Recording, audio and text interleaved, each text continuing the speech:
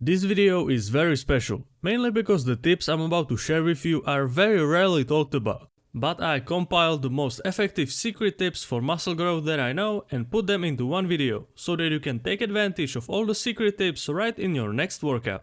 And by the end of the video you will think to yourself, oh wow, how did I not think about this earlier, this makes so much sense. So let's get it started. The first tip I want to talk about is the one that you have already seen in the thumbnail. And you might think to yourself, what the heck is that supposed to mean? So let me explain. The lat pull down is a brilliant exercise, but there is one fatal flaw. I'm not going to tell you what that fatal flaw is just yet. I want to see if you can figure it out. This fatal flaw occurs for two reasons. You are either too tall or the machine sucks and is not high enough. Do you now know what the issue is? Yes, I'm of course talking about the weighted stretch. If you are too tall or if the machine is not high enough, you won't be able to fully stretch your lats when you are moving the bar back to the starting position. To some people this might not look like that big of a deal, but the difference is absolutely insane. You are basically missing 50% of the exercise. Yeah, you pull the bar down and you squeeze it, that's good, but when you go back to the starting position there is no stretch at all. You can clearly see it if your hands are kind of resembling the L shape. And if they do, you now know that you are completely missing the most impactful part of the exercise. Let me ask you, do you know what is the main driver of back growth? Well, as you could suspect, it's the weighted stretch that you have been missing this whole damn time. So pay attention to what I'm about to tell you right now. If you happen to be very tall or if the machine is not high enough, then go ahead and sit on the ground under the seat.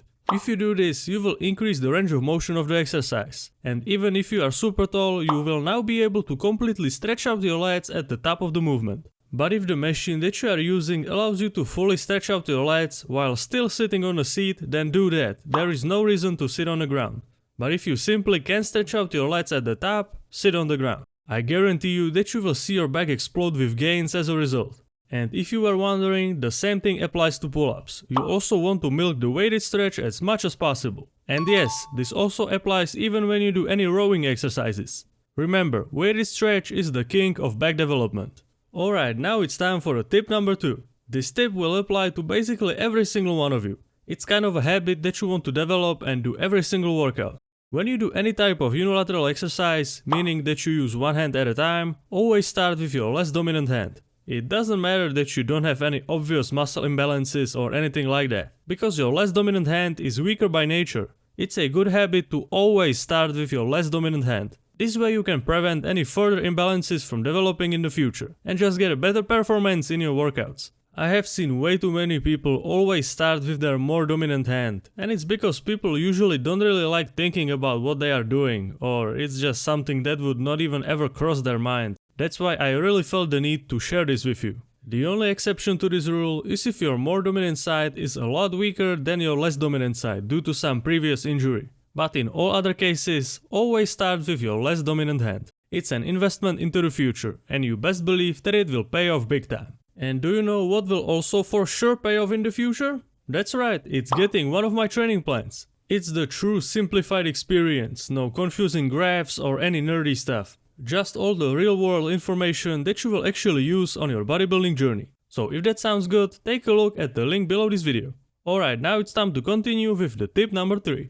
This will be more of a general tip that you should apply all across the board, because it applies to every single exercise. And I'm going to absolutely drill this into your head. The lowering part of the lift is equally as important as the lifting part. And even though some people are aware of this, they are unable to do this in practice. You are either the person who just lets the weight drop down like a stone, or you are the exact opposite and you are going way too slow. You shouldn't think about it like, I need to go really slow on purpose. You should think about it as, I'm going to control the weight on the way down. Which means that you don't make the weight artificially go super slow on purpose. And that you also don't drop it instantly like a stone.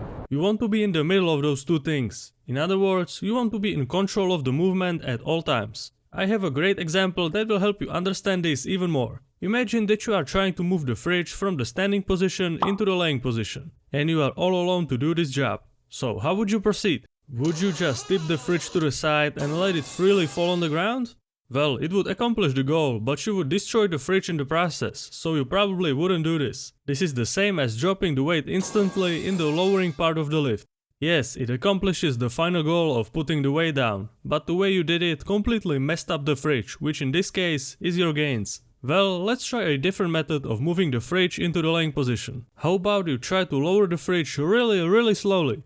If dropping it instantly didn't work, this should be all good, right? But as you try to lower the fridge really slowly, you start to notice your back starts to cramp, your face starts to get red, and you are almost out of breath. After a couple of minutes of lowering the fridge super slowly, you finally get it on the ground. You accomplish the goal, the fridge is in the laying position. But then you think to yourself, why did I go so slow? I could definitely go a little faster and I still would have been able to control it without damaging the fridge. And that, my friend, is exactly the speed at which you should lower the weight in the gym.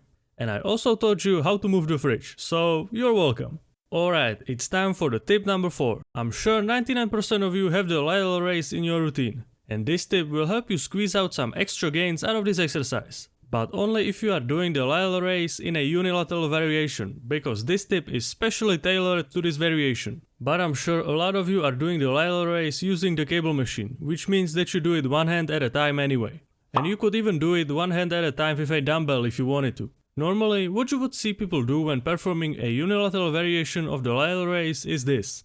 Which is not wrong by any means, but it could be way better just by doing one simple adjustment. Instead of standing straight, lean to the side a little bit. This will take your lateral raises to the next level without a doubt. Not only that you increase the range of motion a little bit, but it also makes it basically impossible for you to cheat on that exercise. Because you are in such a position in which you can't use your traps, so all the work is being done by your delts, and that's exactly what you want. And finally, the tip number 5. This tip will be focused on juicing up your biceps. It's something that goes really underappreciated in my opinion. This tip is all about increasing the time under tension on your biceps, which will make it grow more as a result. So when you go and do a bicep exercise, don't fully lock out your arms, stop right before you would normally lock out and then perform another rep. This way your biceps will be under constant tension the whole set, and you best believe that you will feel it. It's incredible.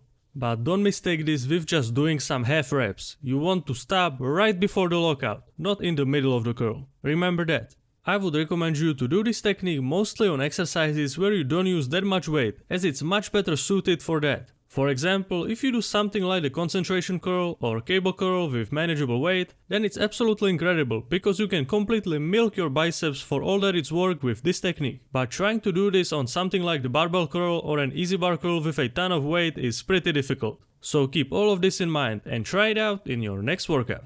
And these were my 5 secret tips that will help you get some more sweet gains. So I hope you enjoyed and I will see you next time. I know that this video right here is exactly what you have been looking for, so click on it. Come on, I know you want to.